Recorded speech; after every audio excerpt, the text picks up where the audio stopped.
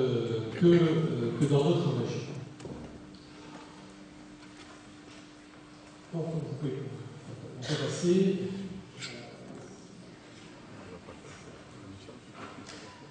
On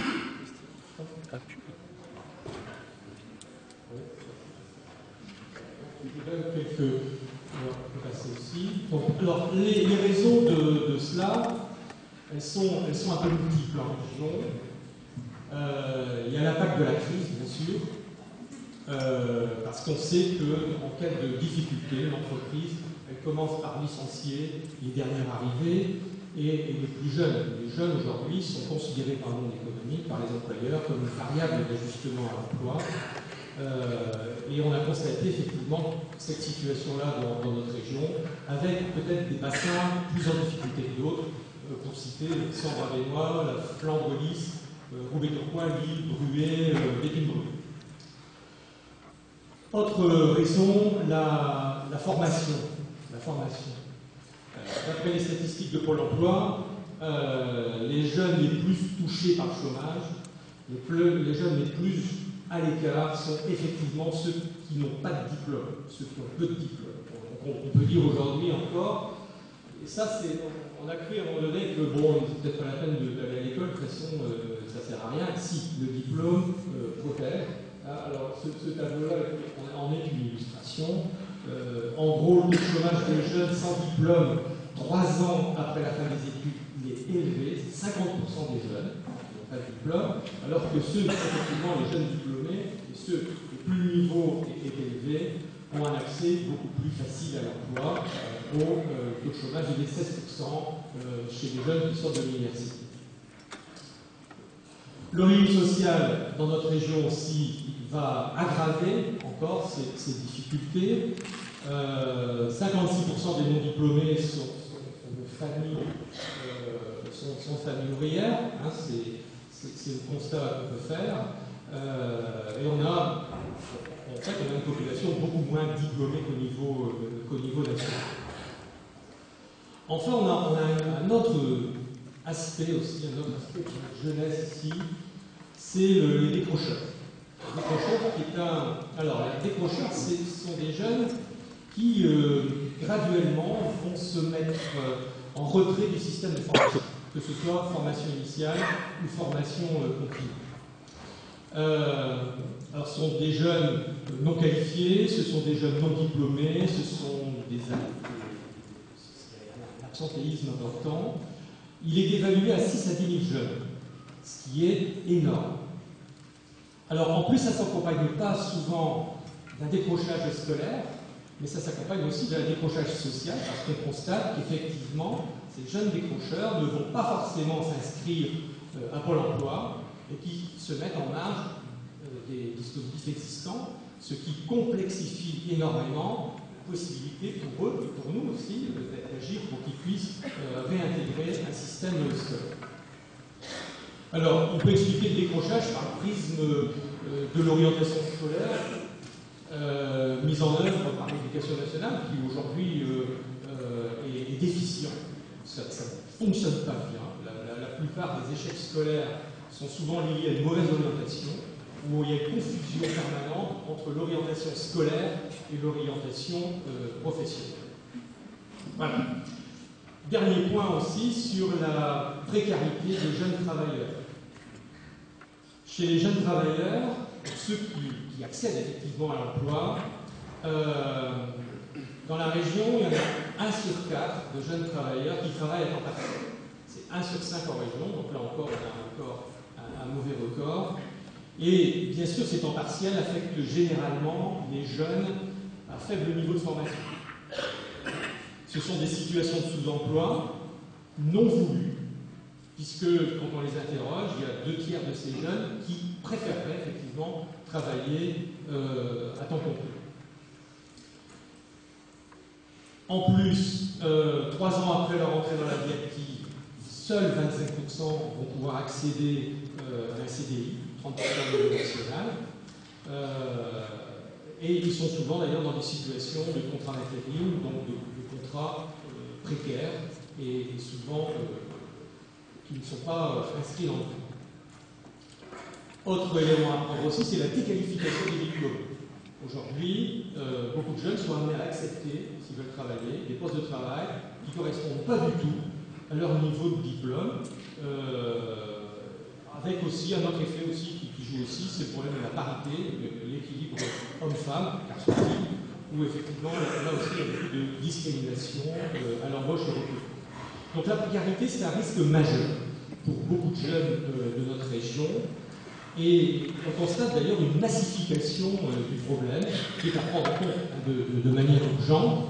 Si on veut, il va falloir effectivement mobiliser là-dessus tous les acteurs concernés.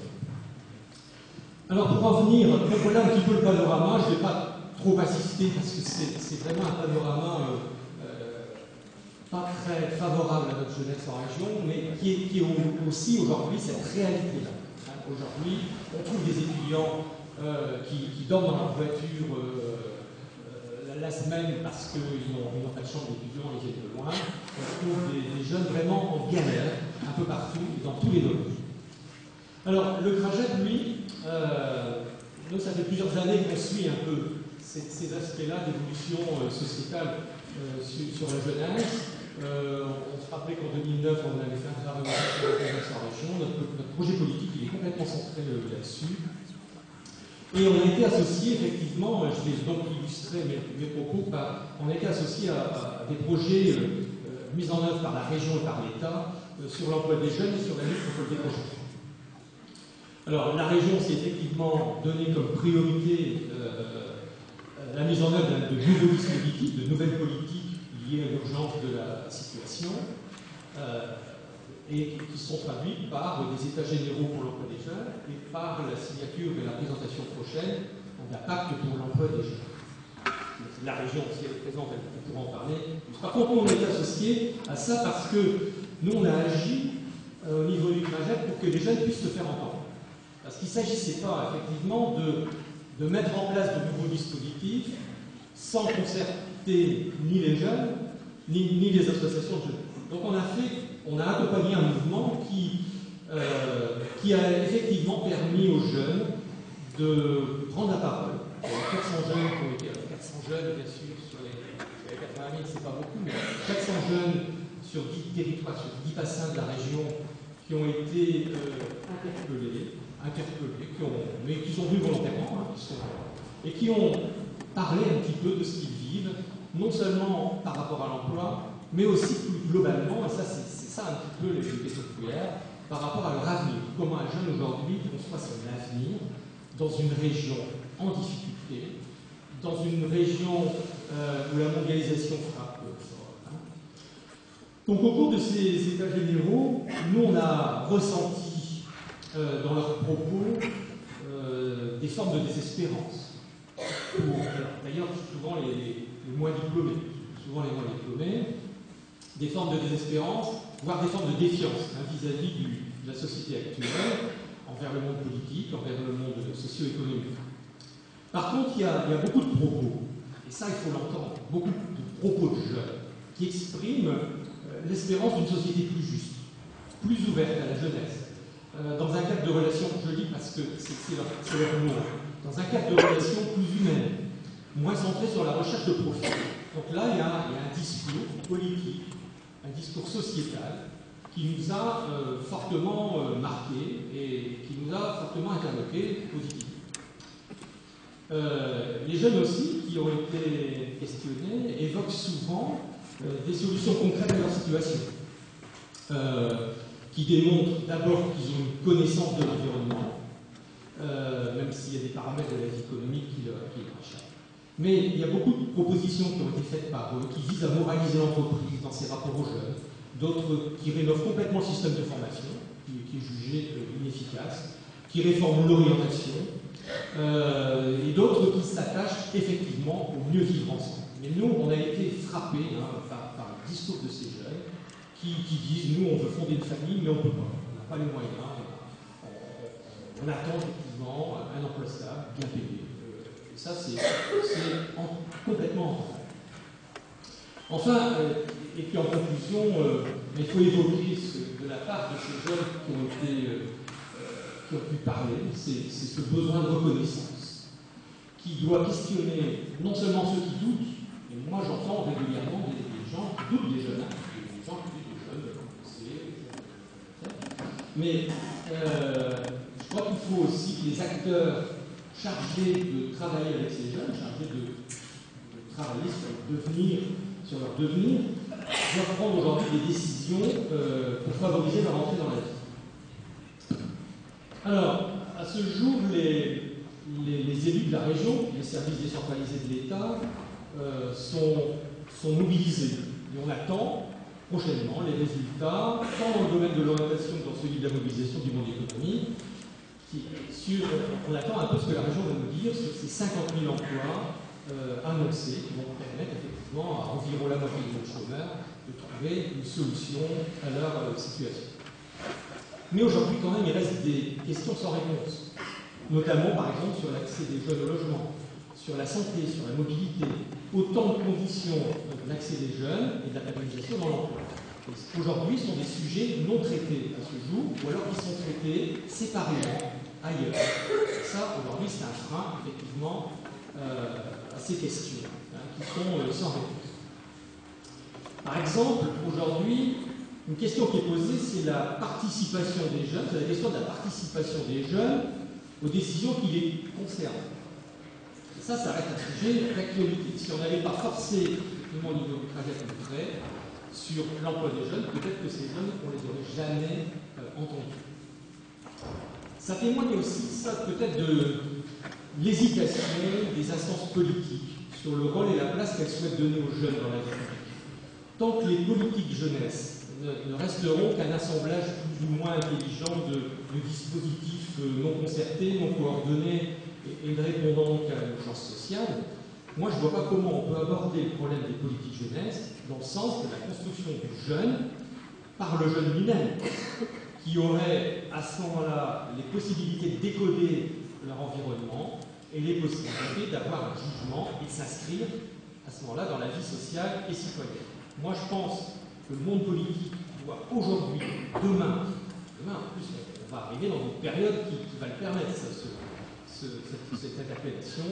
Moi je pense qu'il faut que le monde politique abandonne les schémas très traditionnels d'élaboration de politique jeunesse et qu'il mette enfin les jeunes au cœur du processus démocratique. Moi je crois que notre société aurait tout à y gagner.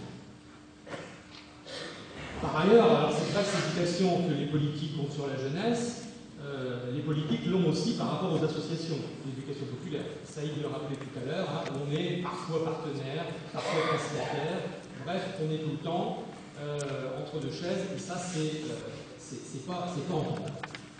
Alors, enfin, je vais conclure sur cinq choses qui pourraient pour moi caractériser une véritable politique jeunesse. La première, parce qu'une politique jeunesse, ça pose le problème du partenariat, ça pose le problème de la gouvernance, ça pose le problème de la démocratie participative, mais ça pose aussi le problème des méthodes, ça pose le problème des moyens humains, etc., et matériels aussi. Alors, premièrement, une politique jeunesse, ça il l'a rappelé, elle doit être globale et transversale. Un enfant, aujourd'hui, il passe 1000 heures à l'école, certains enfants en milieu urbain passent 2000 heures au centre social, et tout le temps, ils le passent dans la famille. Un jeune en recherche d'emploi, il doit être capable de mobiliser en même temps le monde économique, les instances d'accompagnement, les bailleurs sociaux, etc., etc. Si on veut qu'un jeune réussisse à l'école, si on veut qu'un jeune réussisse son insertion sociale et professionnelle, il faut